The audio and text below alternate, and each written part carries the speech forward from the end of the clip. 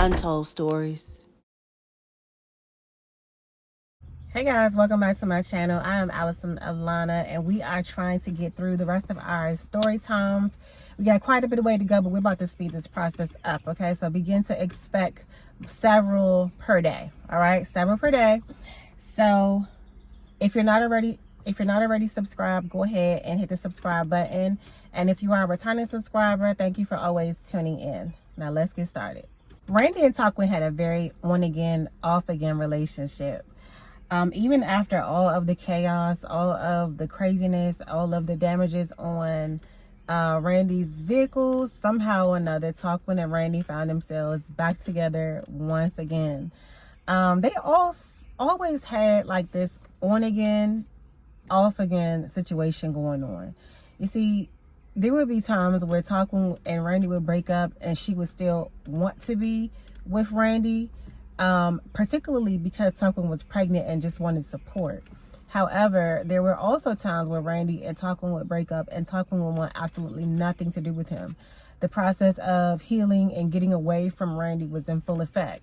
But when Randy would sense that, that is when he would come back around the hardest. That is when he would beg for her love and affection and for her time the most. So it was always this cycle, this cat and mouse game being played between the two of them that sometimes drove Talkwin nuts. So they get back together, they're back together, and the relationship is still not the best. There's times when Talkwin is calling, he won't answer the phone. He's showing up to the house at 1 a.m., 2 a.m., showing up sometimes 1 p.m., 2 p.m., just random times of the day, I guess just fitting Talkwin in when he could, you see, because as we already have established, Randy was a very busy man. Randy was working, but Randy was also working his body throughout the neighborhood with every single female that would allow him to, because Randy was what you would call a slut, and he was a proud slut at that. Some time goes by and Talkwin actually allows Randy to move back into her place, and they're living together. Every morning, though, Randy would get up really, really early and just leave out. Like, it was just so strange. Randy would just not say goodbye, not wait for her to wake up, not leave like a love note, not send like a love text, not do anything. He would literally just get up. And Talkwin would get up around 9 a.m. and realize that he was never there. So he was leaving out pretty early in the morning. A lot of times, Talkwin just assumed that he was gone off to work. But a lot of times he was also just gone off to do his own thing, because again, Randy had many rounds to make even before his job. He had to make stops at the homes of many women before he went to work, because he had many women. Okay. So one particular day, Randy got up and disappeared one morning. And it was a Sunday, so Talkwin didn't have any idea as to why he would have gotten up that early in the morning and disappeared like that on a Sunday. So Talkwin became really suspicious about that, and she called him and asked him, what's up? Like, why weren't they trying to have like family time? Where'd he get up and go do? Talkwin had kind of thought that maybe he got like a side job or something to do, but it wasn't that. He just said that he was busy, he had things to do, and he didn't give her any explanation. In fact, Randy was actually quite dismissive. He was actually trying to run Talkwin off the phone and just be like really aggressive and like negative about it, right? So Talkwin, later on, she gets a call from what she thought was Randy. However, it was Randy. His phone at the time had been like partially broken. So Randy's phone would like pocket dial people at random times throughout the day. So this happened to be one of those times, and Talkwin overheard Randy having a conversation in the background about how he was going to go set up for Sandy's baby shower. So Talkwin was infuriated, and after she had heard everything that she needed to hear, she hung up the phone, She waited a while and she contacted Randy to see if he was going to confess to her. Because when Talkwin called him, she just said, "Do you have anything you need to tell me?" And he was like, "No." And she asked him again, "Do you have anything you need to tell me? I'm going to ask you one last time. Do you have anything you need to tell me?" And then Randy says, "What, about the baby shower?" And she was like, "Yes." So he said, "Yes, I'm going to her baby shower today. And I'm going to be back once the baby shower is over." So Talkwin didn't know how to feel because he slipped out of bed to go sneak off to Sandy's baby shower, and he never discussed this with her prior. He never talked to her about it prior. He never did anything to make her feel comfortable about the situation prior. He literally just snuck out of bed and left Talkwin to just be suspicious.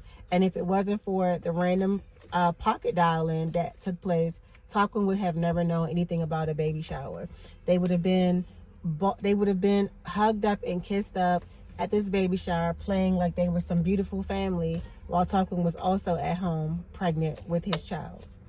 So Talkwin didn't know how to feel, because it's like Talkwin thought about it like this: that is his child. He should go to the baby shower, but at the same time, he's in a relationship with Talkwin. How does one feel comfortable with their boyfriend being at the baby shower of the girl prior to her, or the girl that she found out that he was juggling the two of them? So with that being said, she was upset. She was upset the entire day.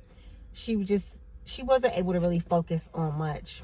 And so she drove around the corner to Randy's mother's house to go talk to him face to face. And he told her that he was sorry. He would go, that he loved her.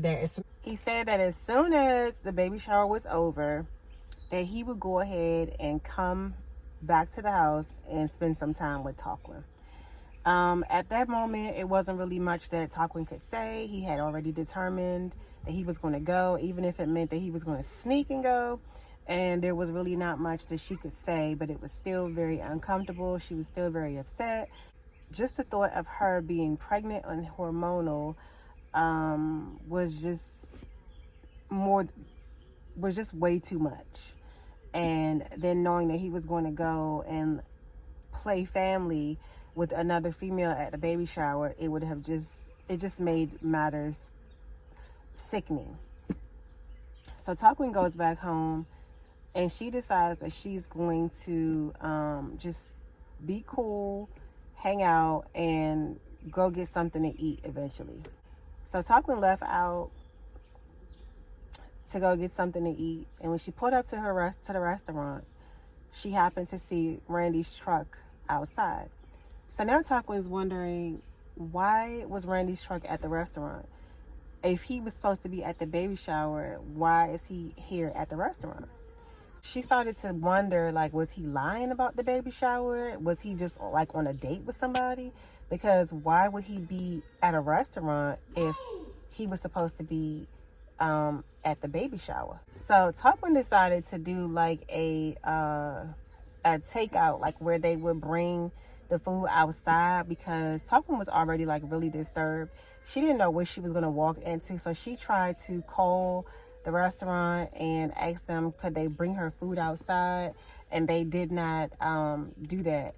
Talkwin wasn't understanding why, because they did have curbside takeout and things like that, but they did not want to bring the food outside. So Talkwin went in, and when Talkwin went in, she walked throughout the restaurant and saw Randy and a bunch of people at the baby shower. She had never saw Sandy there though. She didn't see Sandy at all.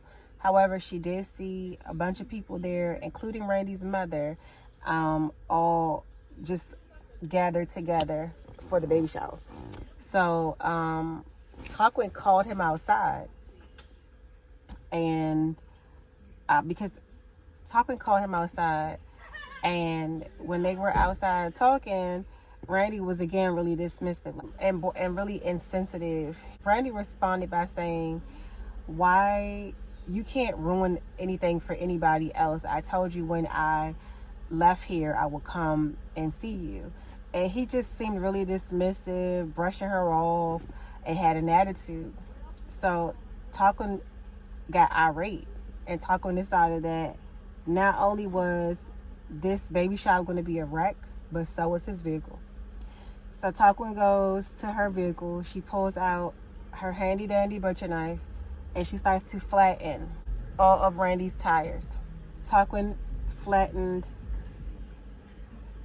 3 out of 4 tires, and Randy stayed on the sidewalk because Randy knew that it was not the time to try to interfere with Talkwin. He knew to stay far away from Talkwin and to just allow her to do what she needed to do, because trying to stop Talkwin in the middle of a moment like that, Randy probably would have died.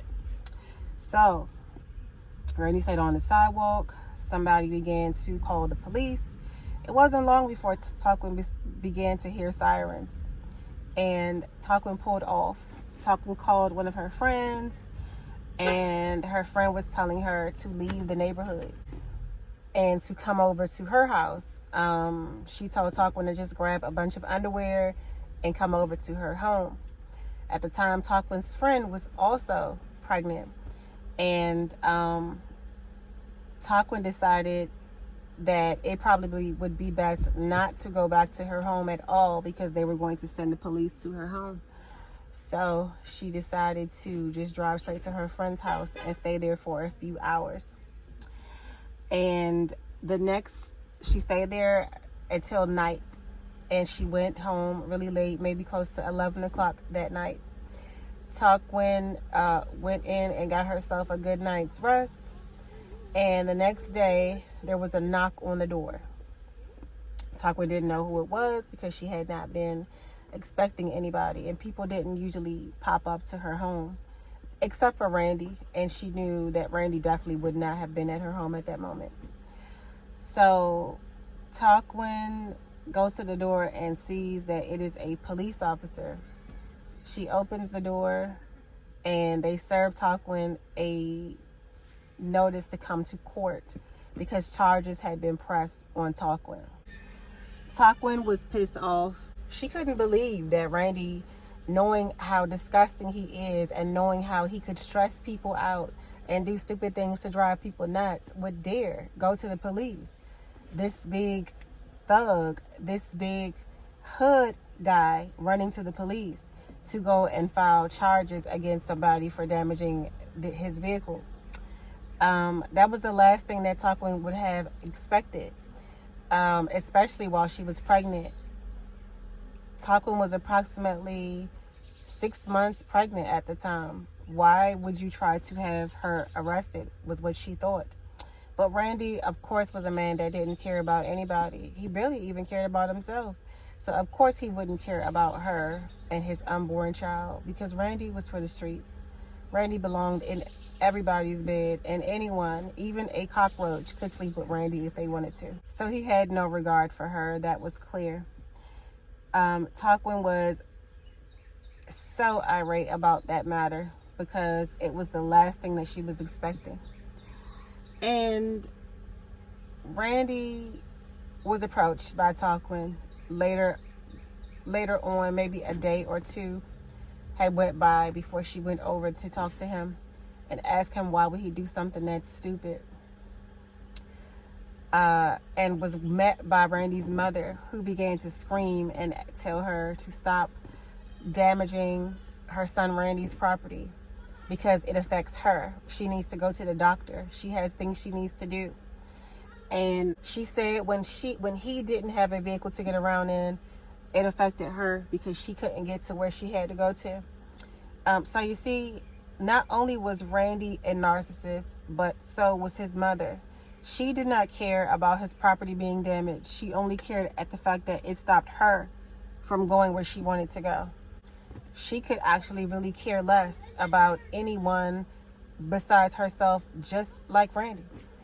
So Talkwin responded by telling her, "I don't mean to offend you or affect you. That was between him and I, and it wasn't supposed to affect anyone else besides him." So Talkwin decided to leave after she responded. After that, she crossed paths with Randy, And Randy was angry, of course, because he never saw why anything ever happened to him. It was always he was the victim, and Talkwin was just damaging all of his things and acting crazy for absolutely no reason. It was always that he had done nothing and he didn't understand why Talkwin was doing this. That was always Randy's mantra. However,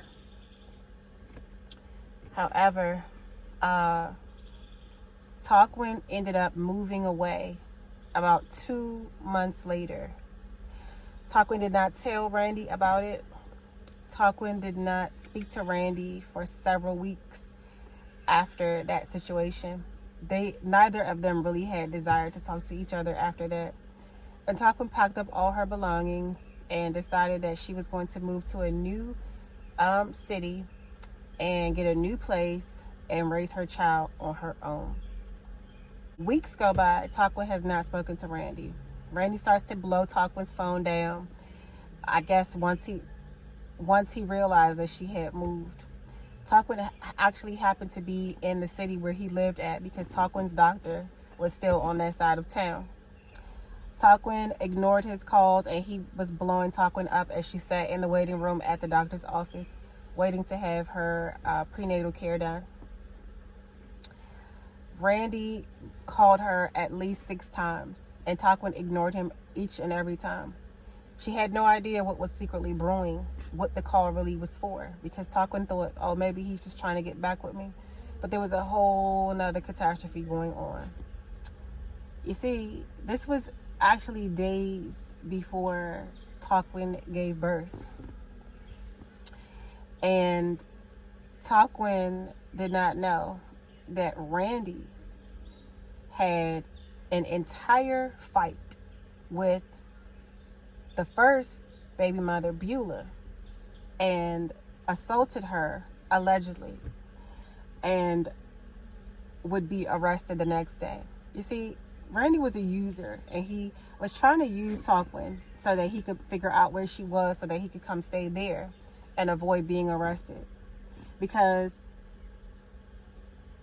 Randy had to have went to Talkwin's home. I mean, it wouldn't be a surprise that he went and tried to come to her home at a random time of night or day like usual. And the neighbors must have informed him that she had moved away. So, at the time of going to deliver the baby, Talkwin did not call Randy. She did not care to call Randy. She did not want Randy to be anywhere near her for the delivery.